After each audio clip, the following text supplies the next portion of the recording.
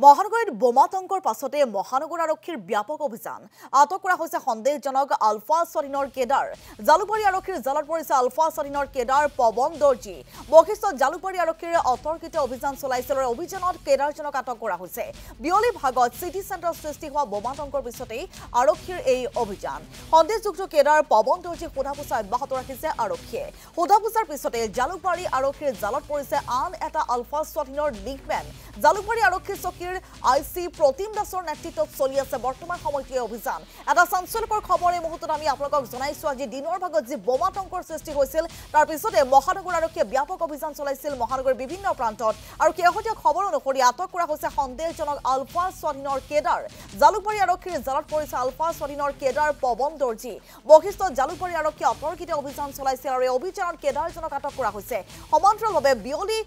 বিয়লিৰ ভাগত সিটি চেণ্টাৰ সৃষ্টি হোৱা বোমাতংকৰ পিছতে অভিযান চলাইছিল সন্দেহযুক্ত কেডাৰ পৱন দৰ্জী সোধাপোছা অব্যাহত ৰাখিছে আৰক্ষীয়ে অধিক তথ্যৰ বাবে ফোনযোগে আমি এই মুহূৰ্তত সংযোগ স্থাপন কৰিছো আমাৰ সাংবাদিক তন্ময় দেৰ সৈতে তন্ময় শেহতীয়া আপডেটখিনি জানিম কিমাকি এই মুহূৰ্তত আমি এটা খবৰ লাভ কৰিছো আৰক্ষীৰ পৰা বশিষ্ঠ আৰক্ষী আৰু জালুকবাৰী আৰক্ষীৰ অভিযানত আটক কৰা হৈছে এজন পৱন দৰ্জী নামৰ এজন যুৱকক আৰু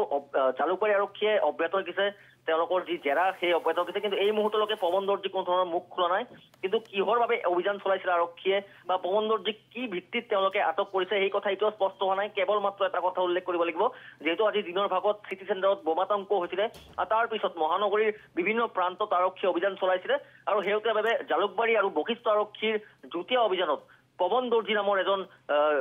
আলফা কেডাৰ বুলি কৈছে আলফা লিংকমেন বুলি কৈছে তেওঁক আটক কৰা হৈছে কিন্তু তেওঁ প্ৰকৃততে আলফাৰ লিংকমেন হয় নে নহয় এতিয়াও স্পষ্ট নহয় কেৱল মাত্ৰ তেওঁ আৰক্ষীৰ হাতত তথ্য অনুসৰি তেওঁৰ নাম পৱন দৰ্জী আৰু ইতিমধ্যে তেওঁক জালুকবাৰী আৰক্ষীয়ে তেওঁক জেৰা অব্যাহত ৰাখিছে আৰু এই সমগ্ৰ ঘটনাটো এতিয়াও কিন্তু আৰক্ষী কোনো ধৰণৰ স্পষ্টভাৱে তেওঁলোকে জনাব বিচৰা নাই তেওঁলোকে যেহেতু তদন্ত বা তেওঁলোকৰ যি জেৰা সেয়া অব্যাহত ৰাখিছে কিন্তু এই মুহূৰ্তত এটা ডাঙৰ খবৰ যে জালুকবাৰী আৰক্ষীৰ জালত আৰু বশিষ্ঠ আৰক্ষীৰ যুটীয়া অভিযানত আলফাৰ যি লিংকমেন বুলি কোৱা হৈছে আলফাৰ লিংকমেন পৱন দৰ্জীক ইতিমধ্যে আটক কৰা হৈছে আৰু লগতে আন এজন যুৱকক আটক কৰা হৈছে কিন্তু তেওঁৰ পৰিচয় ইতিমধ্যে আৰক্ষীয়ে স্পষ্ট কৰা নাই বা তেওঁৰ পৰিচয় ইতিমধ্যে আৰক্ষীয়ে জানিব দিয়া নাই যেহেতু তেওঁলোকৰ অভিযান বা তেওঁলোকৰ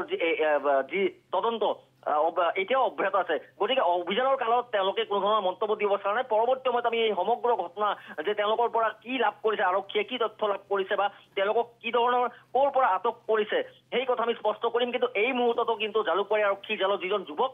তেওঁক সন্দেহযুক্ত আলফাৰ লিংকমেন বুলি তেওঁক আটক কৰা হৈছে আৰু তেওঁক সোধাপোছা কৰা হৈছে এই মুহূৰ্ততো জালুকবাৰী আৰক্ষীৰ যি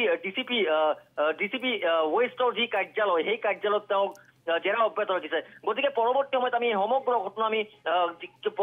আচলতে আৰক্ষী কি তথ্য লাভ কৰিছে বা তেওঁৰ পৰা কি আৰক্ষীয়ে লাভ কৰিছে সেই কথা আমি জানিব পাৰিম কিন্তু এই মুহূৰ্তত এটাই কথা উল্লেখ কৰিম যে আজিৰ দিনটোত যিহেতু বোমাতংকৰ সৃষ্টি হৈছিলে চিটি চেণ্টাৰ মলত তাৰ পিছত যি মহানগৰ আৰক্ষীৰ বিভিন্ন প্ৰান্তত অভিযান চলিছিলে সেই অভিযান কালত পৱন দৰ্জী নামৰ এই লোকজনক আৰক্ষী আটক কৰিবলৈ সক্ষম হয় হিমাক্ষী